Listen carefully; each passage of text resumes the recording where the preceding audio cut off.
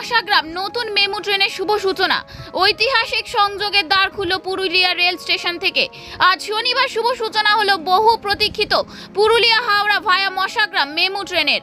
Virtually এই ট্রেনটির উদ্বোধন করেন কেন্দ্রীয় রেলমন্ত্রী অশ্বিনী বৈষ্ণব।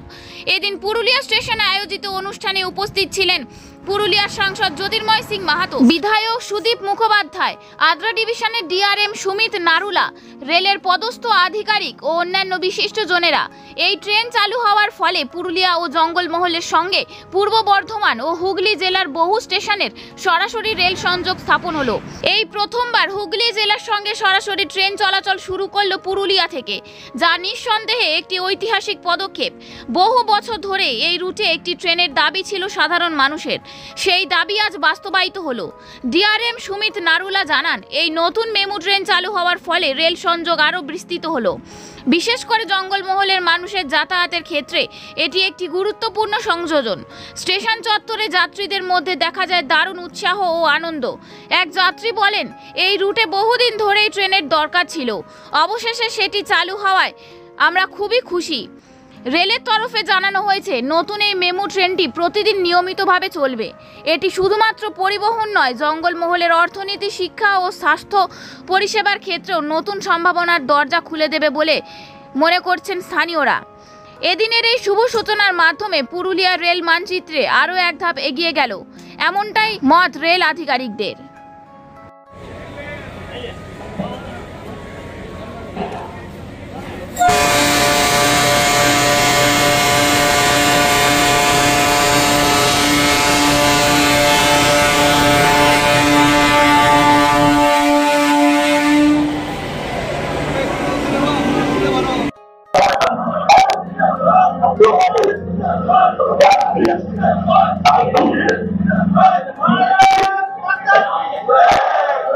इसमें सबसे बड़ी सुविधा जो है टका पैसा का है। आप समझ लीजिए कि नियरली हाफ है किराया। बांकुड़ा से हावड़ा 120 रुपया मेल एक्सप्रेस से था, 115-120 रुपया है, वो 60 रुपया हो जाएगा। यहाँ से हावड़ा मेल एक्सप्रेस का 180 करीब था, वो 90 हो जाएगा। मतलब गरीबों के लिए बहुत सौगात। हाँ, ये बहुत बड़ा अचीवमेंट है। इसमें जो है लो प्राइस टिकट का फायदा बहुत लोगों को मिलेगा। ये ट्रेन का टाइम टेबल क्या रहेगा? ये ट्रेन का टाइम टेबल है कि यहाँ से जो है पुरुलिया से 4 बजे है, बांकुड़ा तक के 6 बजे पहुंच रही है और 11:30 बजे ये हावड़ा पहुंच रही है। उधर से ये 4:15 बजे चल रही है, 4:15 बजे चल के यहाँ पर वो 11:50 पे करीब। पूरा टाइम टेबल का कोई प्रॉब्लम हो सकता है? टाइम टेबल का देखिए, अब इतना सारा स्टॉपेजेस होगा तो इसलिए बहुत बड़ा चैलेंज तो होगा ही, क्योंकि पुरुलिया टू बांकुड़ा तो फिर भी ठीक है। मैं समझता हूँ कि अभी इतना प्रॉब्लम नहीं होना चाहिए, इसलिए कि क्योंकि एक मिनट के स्टॉपेजेस दिए गए हैं। बांकुड़ा मशाग्राम के बीच में ज्यादा बड़े स्टॉपेजेस नहीं है, लेकिन स्टॉपेजेस ज्यादा हैं, ये फैक्ट है। और उसके बाद इधर से एक गाँव की पुरुलिया का जो कृषि के काम में आता है, जो सब्जी, वो बगान से यहाँ से दोनों जगह जा पाएगा, तो उधर से भी आ पाएगा, ये भी सुविधा होगा।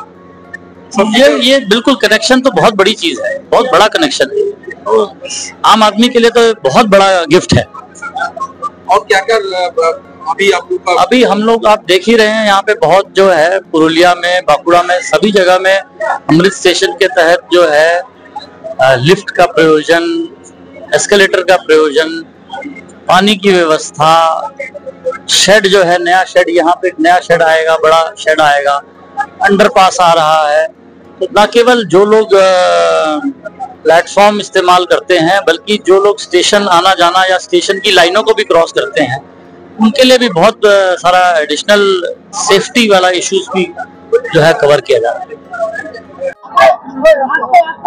आज के रथयात्रार পরের দিন এবং মা বিপত্তারিণীর পুজোর দিনে মাননীয় রেলমন্ত্রী এবং মাননীয় প্রধানমন্ত্রীকে আমি অশেষ ধন্যবাদ জানাবো, কোটি কোটি আমি প্রণাম জানাই তাদেরকে।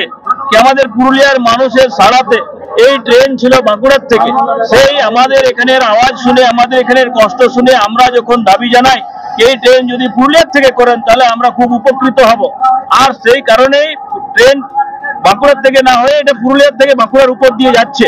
সেই জন্য আমি বিশেষ করে আনন্দিত আছি, খুশিও আছি এবং ধন্যবাদ জানাবো রেল মন্ত্রণালয়কে। একের পর এক পুরুলিয়ার সঙ্গে হাওড়া যোগাযোগ বা রেলের যে উন্নয়ন হচ্ছে সেই বিষয় নিয়ে কোথাও যেন আপনি একটা অভিযোগ করলে যে রাজ্য সরকার একটা ভূমিকা কিন্তু ডেভেলপমেন্টের বিষয়ে আছে কিছু, যেমন মনে করুন আপনার বরাভূম বলে যে রেলওয়ে স্টেশন আছে, যাকে আমরা বলরামপুর নামে জানি, তার বলরামপুর থেকে বাঘমুন্ডি যাওয়ার জন্য যে রাস্তা আছে সেই রাস্তার উপরে আমরা আন্ডারপাস এবং ফ্লাইওভারের জন্য এনওসি চাওয়া হয়েছিল রাজ্যের কাছে, রেল মন্ত্রণালয়ের থেকে, কিন্তু এখনো পর্যন্ত কোনো সাড়া শব্দ পাইনি। সেই রকমই রাঁচি ডিভিশনের তোড়াং রেলওয়ে স্টেশনের কাছে তার দক্ষিণ দিকে সেখানে ফ্লাইওভার স্যাংশন হয়ে টেন্ডার হয়ে আছে প্রায় 15 কোটি টাকার, সেটাও কোনো রকমই কর্ণপাত করেনি।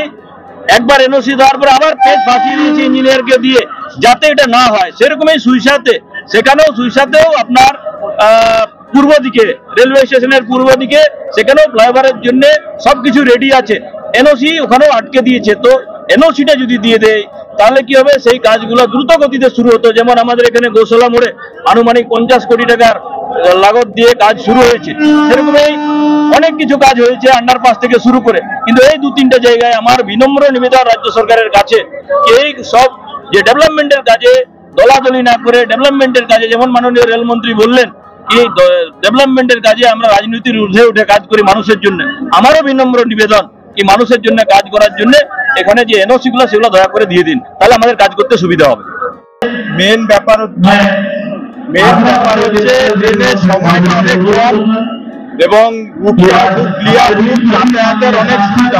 বিভিন্ন জায়গায় মানে ধরুন যারা হাওড়া ব্রড লাইনে যাবে তারা এই ট্রেনটার মাধ্যমে গিয়ে বেরিয়ে যেতে পারবে, প্লাস আপনার ডাইরেক্ট ওই ব্রড লাইন দিয়ে হাওড়া বাড়ি হয়ে ঢুকতে পারবে, বাঁকুড়া কাজ করে এদিকে আসতে পারবে, তারও সুবিধা হয়েছে। দপ্তর এই যে কাজটা করেছে সঙ্গে আপনাদের চ্যানেলকেও অসংখ্য ধন্যবাদ, আপনারা এটা তুলে ধরছেন বলে। শান্তনু মজুমদার। কথা হচ্ছে আমরা কলকাতায় থাকি, কলকাতার জন্য এই ট্রেনটার জন্য খুবই সুবিধা হবে। তার কারণ হচ্ছে টাইমিং এর অনেক লোকদের সুবিধা হবে এখান থেকে যাতায়াত করার ফলে। এখানে এর আগে এই সুবিধাটা লোকে পেত না, এখন ডাইরেক্ট চলে আসার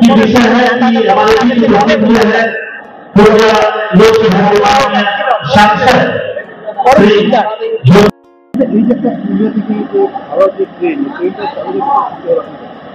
এটা অনেক ভালো সুবিধা হয়েছে, সকাল সকাল যাওয়া যাবে। হ্যাঁ, এখান থেকে আদ্রা, অনেকের আদ্রা যাওয়ার সকালে কোনো ট্রেন পাওয়া যায় না, এই ট্রেনটা আদ্রা থেকে বাঁকুড়া যেতে পারবে এবং বাঁকুড়া যারা ট্রিটমেন্টে যায় তারা সকাল সকাল সেখানে পৌঁছতে পারবে এবং কম ভাড়ায় হাওড়া পৌঁছানো যাবে, অনেক সুবিধা। আমার নাম রাজন সেতু।